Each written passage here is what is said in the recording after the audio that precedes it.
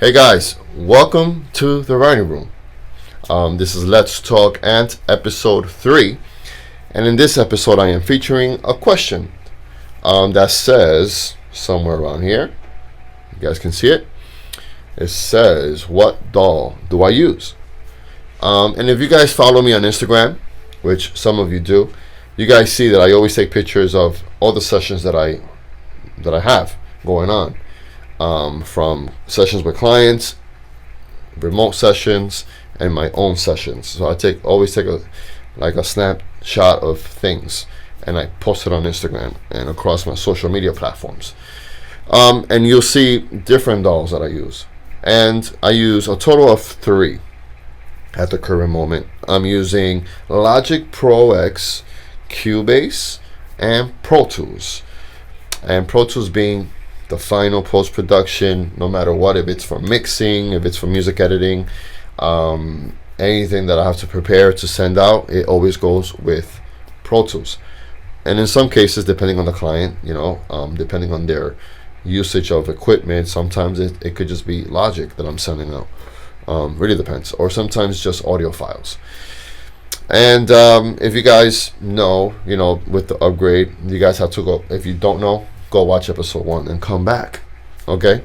And so I'm going to take you guys to my control section over here so I can show you, a little bit of what's going on and why this and why that. Okay, guys? Let's go and spend a few minutes over here. Okay, so this is the control desk. And let's talk about Logic. Logic is a great, music DAW for Apple users. Obviously, you can't have Logic in PCs or Windows or any other type of machine that exists. So, being that for many years I've written in Logic, Logic is like my main writing DAW. Okay, and it's very easy for me because I've been using it for many years, and let me tell you, just recently I just started using other features because of writing to picture. So talking about that, there's a huge advantage of being an Apple user. I don't want to get into too much details because I'm not an Apple genius guy, but I do have 4 machines, Apple machines. I have my 2009 Mac, as you can see, that I'm using right now for a task. I'm setting the responsibility to screen sharing to my VSL machine that's back there, which is a Mac Mini. And I also use my 2009 iMac for research, and I use it to teach. I use it, for music, sheet music stuff and whatnot. Some things that won't overpower my Mac, because I only have El Capitan operating system on this one. You can't go any higher, and with that's like to the peak. That's like anything would like mess this up. But Mac machines are strong, which is the reason why I love Mac. I have Logic installed there on that Mac. And I have Logic installed in my master. I have Logic installed in my VSL machine. I have Logic installed in my picture machine. That's a total of 4 Logic platforms. And I can use Logic, for instance, if I want to write to picture and I want to just use Logic, no Pro Tools, no Cubase, no Video Slave, I can set up Logic in my picture machine for video and set up Logic in my master machine for writing music. So that would be a separate video. If you guys are interested in knowing how to have slave computers with the master computer, comment below and we can do a video about that. In this studio I have all my computers going through a internet hub, so having Macs, I can have Logics everywhere. And I can sync a Logic here and a Logic there if I wanted to just stick with Logic. And Logic is my main DAW because I've used it for many years. So making music is super easy in Logic for me. And just recently with the music to picture, I've started using other features. So there's so much to learn with these DAWs. It's not even funny, but it's awesome. And so that's the benefit. You can have as many Logics in your Mac machine. So if you wanted to, work on a different computer or laptop, actually, like what Mac Pros or whatever, you can have Logics there too, so you can transfer files. It's amazing. So with Cubase, I have Cubase here. It's actually open. Cubase is right here, and Cubase I have inspired because I have clients that use Cubase, and they would say, I have a Cubase file, I don't know how to export it, to audio. And if I have clients with Cubase, I have Cubase. They can bring the file. And what we can do from their laptop, since I might not have all the plugins that they have, which is a different subject for a different video. So if you're interested in knowing about, if we could just open whatever files in the same DAW, but not the same plugins, what do we do? But in this instance, a client will bring their laptop with their Logic file, and if they just want to work in Logic, I have it here. But what they have to do on their end is either print the tracks in stems or print them all in multi-tracks, and then they can transfer that to me, and I can open it easily because it will just be audio. So whatever they use to process their tracks, their MIDIs, they can transform all of that into audio, which basically the simple term. Whatever MIDIs they have, whatever plugins they use, they can transform those tracks into audio and send it to me. And then I could open it up in Cubase, and everybody's happy. And the same thing with Logic. If they have Logic and they have extra plugins that they use outside of Logic, they have to do the same thing. They have to print stems or multi-tracks, put audio, turn them into audio, put them in, leave them in their file, and then give me the Logic file, which has all their audio in there, and I can open it here easily. Same thing with Pro Tools. It's all about being considerate with the other side. So if you're working with MIDI, you want to be able to print these tracks into audio and then send them out so that there won't be any problems. And that's the reason why I have Cubase. And Cubase is also popular for writing to picture. Okay, the only downfall with Cubase is that if you want Cubase in two machines, you got to have two e-licenser USBs. And right now I have Cubase DAW in my master, and that's where it needs to be. It doesn't need to be anywhere else. So if you can, I'll show you real quick. Let me grab this little iPhone camera and show you exactly where it is. So if you can see, I have the e-licenser there, right there.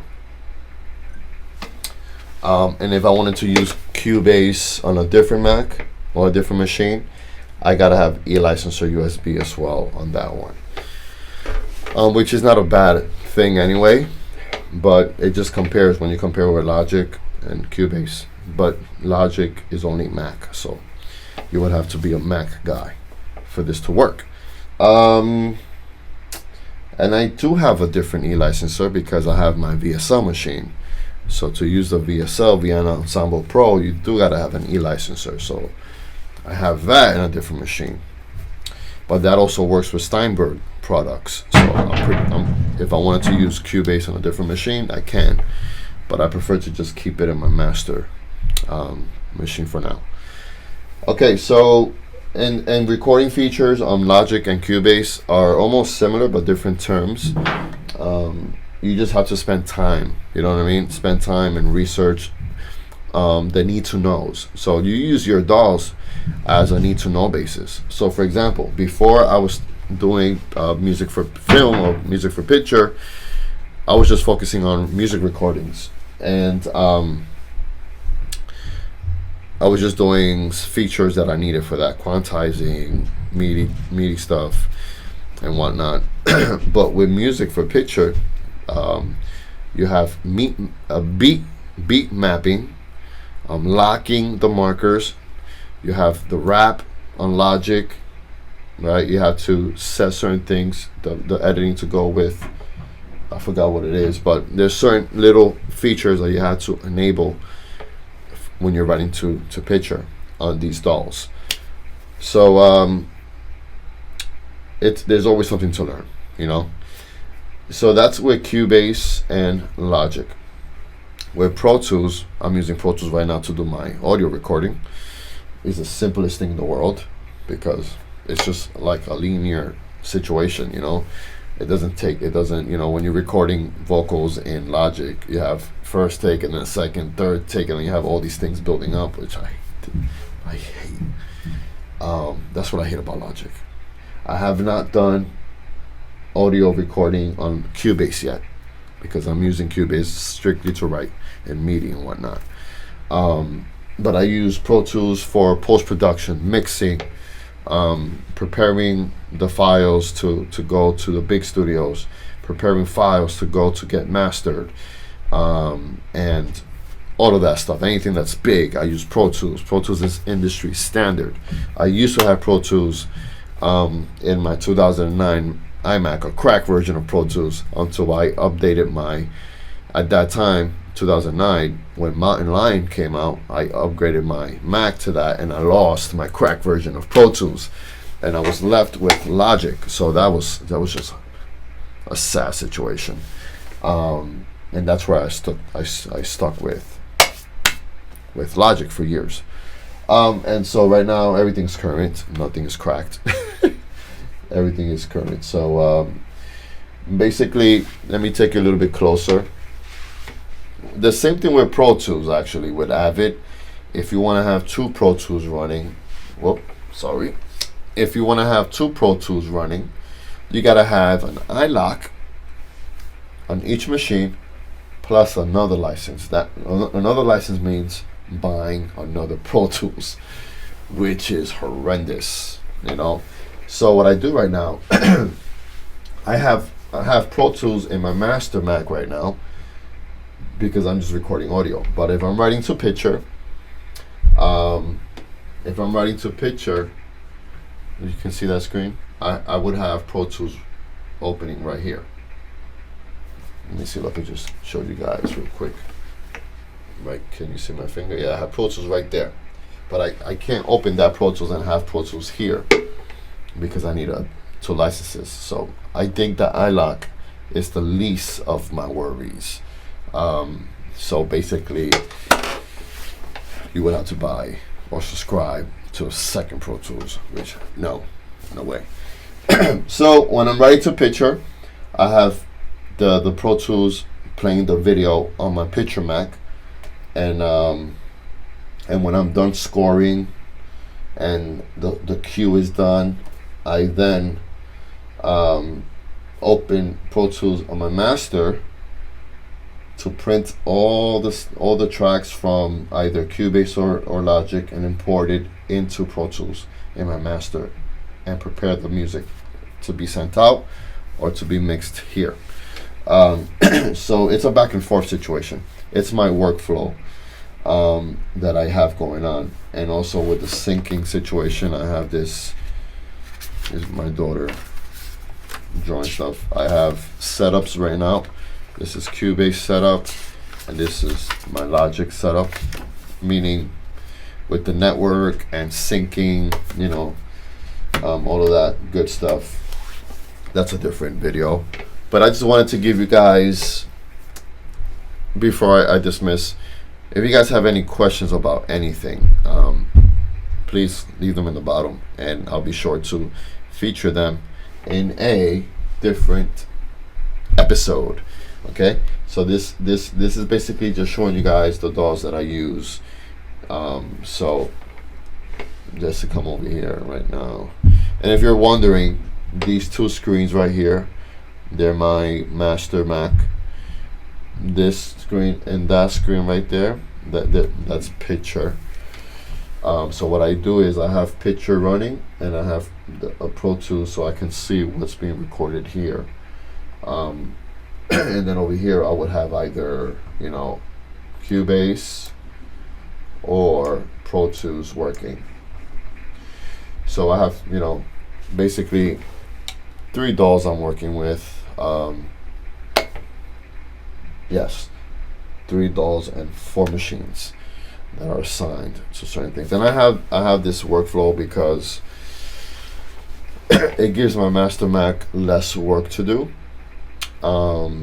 Because when you're writing, in these DAWs, all the samples they pile up and they get heavy and heavy and heavy, and then you have some CPU hitting the top, like, hey man, calm down. So that's the reason why I have a VSL machine. Which, again, this is a whole separate video. If you're interested in this, in these different subjects, leave a comment below. But just to answer a question, that I use 3: Logic, Cubase, and Pro Tools. They have assignments, and my Master Mac is only used for writing, and at times I also use samples within that same Mac. And again, the VSL machine, which is right there, VSL, is responsible for my samples, and my Master Mac is responsible.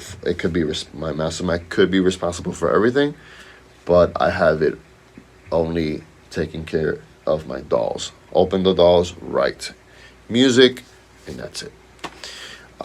So that's basically it. If you're interested in knowing anything else about my studio, feel free to comment. If you see something on my Instagram that you're interested in learning about, comment, send me a message.